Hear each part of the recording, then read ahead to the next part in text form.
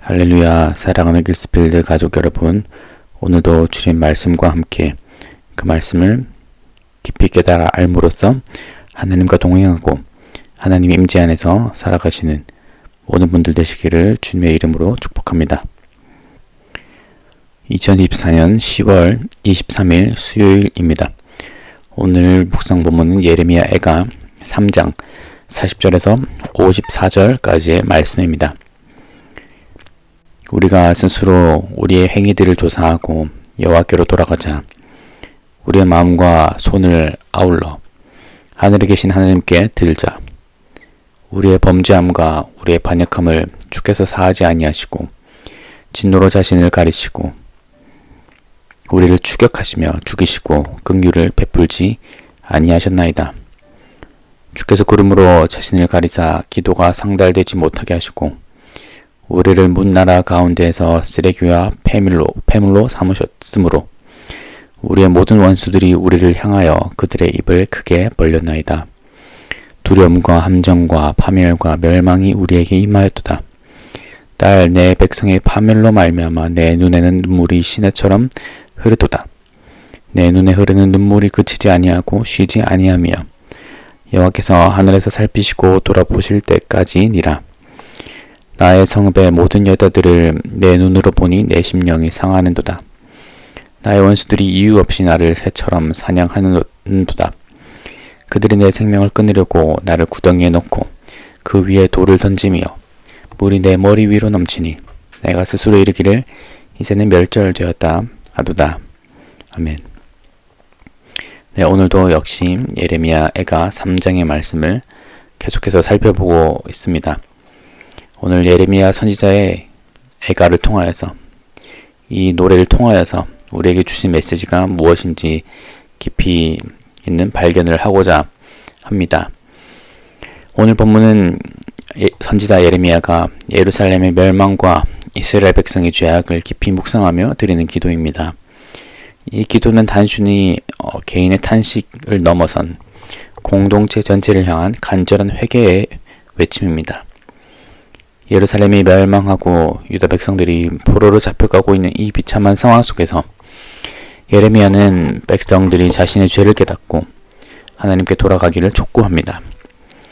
오늘 우리는 이 말씀을 통해 죄에 대한 깊은 자각과 그로부터 하나님께 돌아가는 회개의 절박성을 배우고 또 하나님의 긍휼을 간구하는 그런 마음을 갖고자 합니다. 첫 번째로 40절부터 42절의 말씀을 보면 예레미야는 스스로의 죄를 돌아보고 하나님께 돌아가자라고 이런 메시지를 던집니다. 40절에서는 이렇게 말합니다. 우리가 스스로 우리의 행위들을 조사하고 여호와께로 돌아가자. 예레미야는 먼저 백성들에게 자신들의 행위를 스스로 돌아보고 하나님께로 돌아갈 것을 촉구합니다. 하나님께로부터 멀어진 그들의 삶을 스스로 성찰해야 한다는 것입니다. 일반적으로 우리의 죄를 시험하고 판단하는 분은 하나님이십니다. 하지만 여기에서 예레미야는 공동체 안에서 서로가 서로에게 회개를 촉구하는 모습을 강조하고 있습니다. 왜냐하면 예레미야는 지금 우리라는 단어를 쓰면서 이것을 주어로 쓰면서 우리가 우리의 행위들을 조사하고 여호와께로 돌아가자. 각자의 행위가 아니고 각자가 돌아가는 것이 아니고 우리 전체가 돌아가는 것입니다. 우리 전체가 우리의 행위를 조사하고 우리 전체가 여호와께로 돌아가는 것이죠. 41절에서도 우리의 마음과 손을 아울러 하나님께 들고 42절에서도 우리의 범죄함, 나의 범죄함이 아니라 개인의 범죄함이 아니라 우리의 범죄함과 우리의 반역함을 주께서 사하지 아니하신다라고 말합니다. 계속해서 우리라는 공동체성을 강조하고 있는 것을 볼 수 있습니다. 이스라엘 백성들은 오랜 기간 동안 하나님의 말씀을 거부하고 우상을 섬기며 죄악의 길을 걸어왔습니다. 그 결과로 하나님의 심판이 임했으며 그들의 죄악이 더 이상 용서받지 못할 정도에 이르렀습니다. 그래서 예레미야는 42절에서 우리의 범죄함과 우리 반역함을 주께서 사하지 아니하신다라는 고백까지 하는 것입니다. 이는 하나님께서 아직 그들의 죄를 용서하지 않으셨다라는 고백인 동시에 그들은 하나님의 용서를 얻기 위해 절박한 마음으로 하나님께 돌아가야 한다는 그런 호소를 담고 있는 것입니다. 우리가 여기서 알 수 있는 것은 회개라는 것이 단순한 감정적인 슬픔이나 자책을 넘어서는 행위라는 것입니다. 회개는 우리의 잘못된 길에서 돌이키는, 그래서 하나님께로 돌아가는 적극적인 행위라는 것이죠. 예레미야는 이스라엘 백성들에게 이제는 회개를 결단하고 행동으로 보여야 한다고 호소하고 있습니다. 그리고 특별히 이것은 공동체가 함께 해 나가야 할 일이라고 강조하고 있습니다. 각자의 죄에서 돌이키는 것이 아니라 우리의 죄에서, 우리의 반역함에서 돌이켜야 한다는 것을 계속해서 언급하고 있기 때문입니다. 우리의 삶 속에서 하나님께 돌아가는 이 회개의 결단이 얼마나 중요한지를 보여주고 있는 것이죠. 하나님께서는 우리의 죄를 지적하고 심판하시지만 또한 우리가 회개하는 순간 회복을 베풀 준비가 되어 계시다는 사실을 우리는 반드시 기억해야 할 것입니다.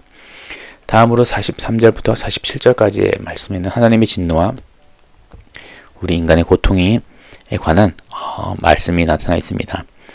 예레미야는 하나님의 진노가 얼마나 엄중하고 두려운지를 묘사합니다. 43절에서는 진노로 자신을 가리시고 우리를 추격하시며 죽이시고 긍휼을 베풀지 아니하셨나이다 라고 말합니다. 하나님은 그들의 죄악을 용납하지 않으시고 진노로 그들을 징계하셨습니다. 이스라엘은 하나님의 심판 아래에서 고통을 겪고 있으며 그들의 기도는 더 이상 하나님께 상달되지 않는 것처럼 보였습니다. 그래서 44절에서도 주께서 구름으로 자신을 가리사 기도가 상달되지 못하게 하시고 라고 말했던 것이죠. 이 구절에는 하나님의 진노가 얼마나 무겁고 두려운지, 그리고 죄로 인한 하나님의 소통이 단절된 상태를 묘사하고 있는 것입니다. 이스라엘의 죄는 하나님과의 관계를 끊어버렸고 그 결과 그들의 기도조차 하늘에 닿지 못했습니다. 이는 죄가 하나님과 우리 사이에 큰 장벽을 쌓을 수 있음을 경고하는 것입니다.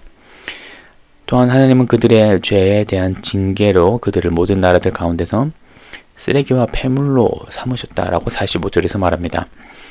이스라엘은 하나님의 언약 백성으로서 다른 민족들 앞에서 하나님의 거룩함과 영광을 나타내야 할 존재였습니다. 그러나 그들은 하나님의 계명에 불순종함으로써 오히려 모든 나라들 사이에서 수치스러운 존재가 되고 말았던 것이죠. 하나님의 진노와 그에 따른 심판은 죄가 가져오는 파괴적인 결과를 보여줍니다. 그러므로 우리가 기억해야 할 것은 죄가 얼마나 우리를 치명적인 그리고 파멸적인 영향을 주는가에 대한 것입니다. 죄는 단순히 하나님과의 관계를 손상시키는 것을 넘어서 우리의 삶을 완전히 무너뜨립니다. 망가뜨리고 하나님의 은혜로부터 멀어지게 만듭니다. 우리는 이러한 죄의 무게를 깨닫고 하나님께 돌아가야 할 절박성, 심각성을 느껴야 하는 것입니다. 그리고 마지막으로 48절, 54절까지는 눈물의 기도와 하나님의 응답을 기다리는 장면이 나타나 있습니다. 48절에서 예레미야는 딸 내 백성의 파멸로 말미암아 내 눈에는 눈물이 시내처럼 흐르도다 라고 말합니다. 그는 자신의 백성이 파멸되어 가는 모습을 보며 깊은 슬픔에 빠져 눈물을 멈출 수 없었습니다. 이 눈물은 단순한 슬픔이 아니라 백성들이 죄로 인해 파멸된 것을 보며 하나님의 긍휼을 구하는 기도의 눈물이었습니다. 예레미야는 그들이 하나님께 돌아오기를 간절히 바라는 마음으로 울며 기도하고 있었습니다. 이 눈물은 단순히 슬픔과 좌절을 나타내는 것이 아닙니다. 그것은 하나님의 긍휼을 간구하는 간절한 기도입니다. 예레미야는 50절에서 여호와께서 하늘에서 살피시고 돌아보실 때까지니라.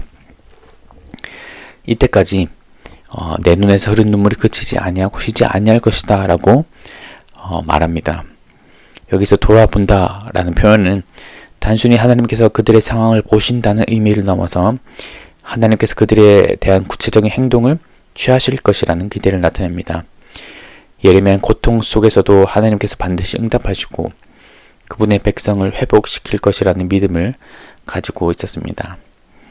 그는 원수들이 그를 사냥하는 상황 속에서도 52절, 54절까지의 말씀을 보면 나의 원수들이 이유 없이 나를 새처럼 사냥하고 그들이 내 생명을 끊고 나를 구덩이에 넣고 그 위에 돌을 던지며 불이 내 머리 위로 넘치니 내가 스스로 이르기를 이제는 멸절되었다 하도다 라고 말하기까지 고난을 당하는 상황 속에서도 하나님을 바라보며 기도합니다. 물이 머리 위로 넘치는 절망적인 상황 속에서도 그는 하나님께서 결국 그를 구원하실 것이라는 믿음을 붙들고 있었다는 것입니다. 이는 우리가 고난과 어려움 속에서도 하나님께 우리의 기도를 끊임없이 올려야 한다는 교훈을 우리에게 알려주고 있습니다. 우리의 기도는 쉬지 않아야 하는 것입니다. 여호와께서 하늘에서 살피시고 돌아보실 때까지 우리의 눈물은 쉬지 아니해야 하고 우리의 기도는 계속되어야만 합니다. 그러므로 이 본문을 통하여서 먼저는 우리의 죄를 돌아보고 회개하고 또 공동체의 죄를 돌아보고 회개하고 죄에 대한 심각성을 깨닫고 또 서로가 나 혼자만이 아니라 서로가 잘못된 길에서부터 돌이키는 어떤 그런 죄에 대한 각성이 먼저 필요할 것입니다. 그리고 두 번째로는 우리의 긍휼에 하나님의 긍휼을 향한 간구함이 끊이지 않아야 한다는 것입니다. 하나님께서는 늘 신실하게 역사하시고 죄에서 돌이키는 자들을 향하여서 은혜를 베푸시고 자비를 베푸시는 분이시기 때문에 회복의 길을 베푸시는 분이시기 때문에 우리의 기도에는 소망이 있습니다. 우리의 기도가 멈추지 말아야 할 이유가 여기에 있는 것입니다. 하나님께서 우리의 기도를 들으시고 우리가 회개하는 자리에 나아갈 때 긍휼과 은혜를 베풀어 주실 것임을 믿습니다. 오늘 이 말씀을 통하여서 우리의 죄를 다시 한번 돌아보며 하나님께로 돌아가며 우리의 기도가 하나님께 상달되는 그런 역사가 있게 되기를 주님의 이름으로 축복합니다. 이 기도를 통하여서 역사하신 하나님을 기대하는 마음으로 오늘 하루도 살아가시는 모든 분들 되시기를 주님의 이름으로 축복합니다. 기도하겠습니다. 주님 감사합니다. 오늘도 우리에게 말씀하여 주시고 예레미야의 기도를 통하여서 우리의 삶이 어떠해야 하는지 우리의 기도가 어떠해야 하는지 가르쳐 주심에 감사드립니다. 이 말씀이 우리의 삶이 되게 하여 주시고 이 말씀을 따라 살아갈 때 우리의 삶이 죄에서부터 완전히 돌이키게 하여 주시고 뿐만 아니라 우리 공동체가 더 거룩을 향해 나아가는 공동체가 될 수 있도록 주님 도와주시옵소서. 또한 하나님의 긍휼을 향한 그런 기대와 소망을 잃지 않고 우리가 드리는 이 기도에 이 무릎 꿇는 기도에 포기함이 없을 수 있도록 주님 인도하여 주시옵소서. 우리의 삶이 언제나 주님 안에서 계속해서 신실하게 머물기를 원합니다. 기도 가운데 역사하시는 하나님의 능력과 권능을 우리가 믿음으로 나아가는 오늘 하루 될 수 있도록 인도하여 주시옵소서. 감사드리며 예수 그리스도의 이름으로 기도드렸습니다.